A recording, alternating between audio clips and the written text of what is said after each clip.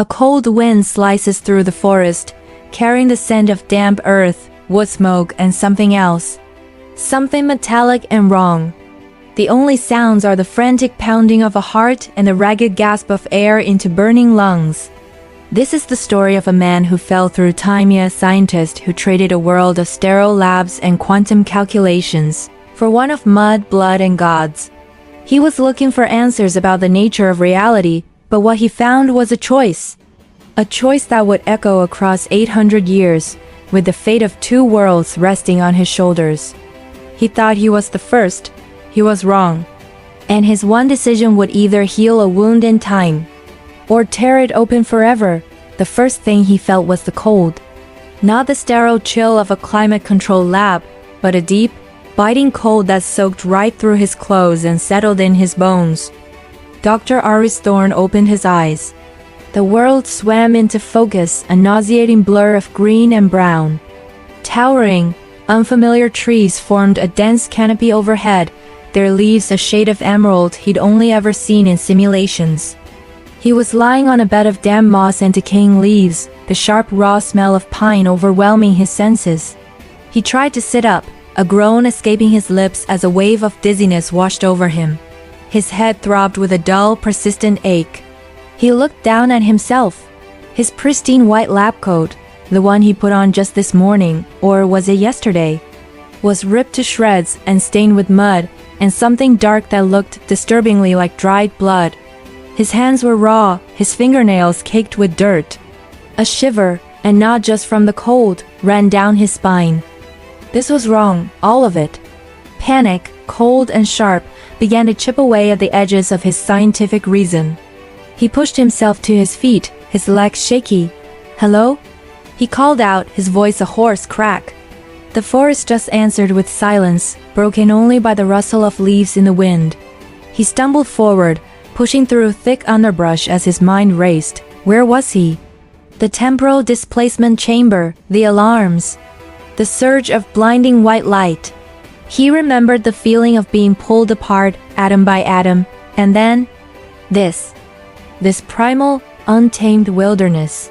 He had to be somewhere on Earth, but nothing looked familiar. The air itself felt different, cleaner, thicker. He pushed aside a low-hanging branch and froze. Through the trees he saw the flickering of a fire. A low, rhythmic chanting drifted toward him, a guttural sound that was both hypnotic and deeply unsettling. He crept closer, his heart hammering against his ribs. In a wide clearing, a group of people were gathered around a massive bonfire. They were dressed in rough-spun tunics and animal furs, their faces painted with stark geometric symbols. Their hair was long and wild. It was like a scene torn from a history book, a living diorama of a forgotten age. But it was the object at the center of their ritual that made the blood drain from Aris's face. It wasn't a totem pole or some carved stone idol.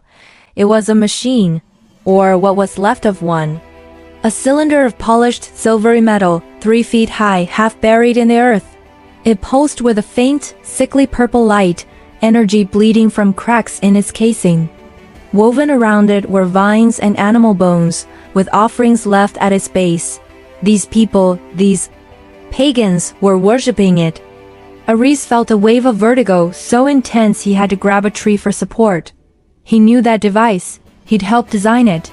It was the Chronos containment field, the heart of his temporal accelerator. A piece of 21st century technology, sitting in a 13th century forest, being treated as a god. And as he stared, his mind struggling to process the impossible, a heavy hand clamped down on his shoulder. He spun around to see a man with a face like carved oak and eyes as gray as a winter sky. The man said nothing. He didn't have to. Behind him, a dozen more figures emerged from the trees, their spears leveled right at Aris's chest. They dragged him to their village, a small collection of wattle and daub huts nestled in a shallow valley. The journey was a blur of rough hands and words he couldn't understand. Aris, a man whose life was defined by control and precision, was utterly helpless. His attempts to communicate in English, German, even the few phrases of Latin he remembered from college, earned him nothing but blank stares and guttural warnings. They threw him into a small windowless hut. The air was thick with the smell of smoke and unwashed bodies. For what felt like hours, he was left alone with the frantic symphony of his own thoughts. His mind was screaming at the paradox, a bootstrap paradox, an object with no origin. The device couldn't be here unless he brought it. But if it was already here, being worshipped like an idol, then was his arrival preordained? Was he not an explorer, but just a pawn in a game he didn't even know he was playing? His scientific mind, his greatest asset, was failing him. It was like trying to solve a quantum equation where the variables kept rewriting themselves. He was a creature of logic and evidence, and the evidence before him was simply insane. The makeshift door creaked open, and a woman entered. She was old, her face a roadmap of wrinkles, but her eyes were sharp and shockingly intelligent. She carried a wooden bowl of steaming broth and a piece of coarse, dark bread. She placed it on the dirt floor, her movements slow and deliberate. This was Ilara. She spoke, her voice surprisingly soft, but the words were the same unfamiliar consonant-heavy language as the others. Aris just stared at her, shaking his head. "I don't understand," he whispered, the words feeling useless. She pointed a gnarled finger at his chest. "Skyman," she said. The word was alien, yet somehow the meaning was perfectly clear. She then pointed to herself. "Ilara." Aris pointed to himself. "Aris." She nodded slowly, a flicker of understanding in her eyes. Then she did something that stopped his breath. She reached into a pouch at her belt, pulled out a small object, and laid it in the palm of her hand. It was a Zippo lighter. Tarnished and dented, but unmistakably a product of his time. "Skyman," she repeated, tapping the lighter.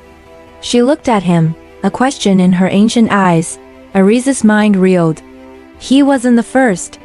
The thought was both terrifying and a strange, desperate kind of relief. Someone else had been here. Someone from his world. Over the next few days, a strange ritual of communication began. Ilara would visit, bringing food and pointing at objects. She'd name them in her tongue, and Aris, a quick study, would repeat them. He learned her people were the Corvidani, the Raven clan. Their leader, the man who'd captured him, was Callan. And the thing in the woods, their glimmering heart, had been with them for 2 generations. It had appeared after a star fell from the sky, a star that brought with it another skyman. One day, Ilara led him from his hut to her own. It was larger than the others, filled with drying herbs and strange carvings. In a dark corner, covered by a deer hide, was a wooden chest. She lifted the lid. Aris stared at the contents, his scientific curiosity finally overriding his fear. Inside was a collection of impossible artifacts. A cracked pair of prescription glasses, a compass, its needle spinning uselessly, and at the bottom, a leather-bound journal. His hands trembled as he picked it up. The leather was warped and stiff, the pages yellowed and water-damaged. The ink was faded, but the handwriting was a familiar, precise script. It was in English. "My name is Dr. Lena Petrova," the first entry read. "If you are reading this, then you are like me. A ghost, a loose thread in a tapestry of time. And I am so sorry." Aris sank to the floor, devouring the words. Petrova. He knew that name. A theoretical physicist from a rival European institute, a brilliant mind, he grudgingly admitted. She had vanished without a trace 5 years ago. Now he knew where she had gone. Or rather, when. A feverish chill ran through him as he read, a mix of sickness from the unfamiliar food and the sheer, mind-bending horror of Petrova's words. He had to pause, his body trembling, as a wave of delirium washed over him. The world of the hut and Ilara's concerned face faded away, replaced by the piercing shriek of alarms. The lab, alarms screaming. The temporal manifold is collapsing. It's a cascade failure. Aris, shut it down. His colleague, Ben, was shouting, his face a mask of terror behind the control room glass. The chamber was flooded with an unbearable white light. Aris reached for the emergency cutoff, his fingers inches away. And then the world dissolved into pure energy. He was being unraveled, his consciousness stretched across an infinite, screaming void. He felt a violent snap, and then, the cold, the forest. He came to with a gasp, Elara pressing a cool, damp cloth to his forehead.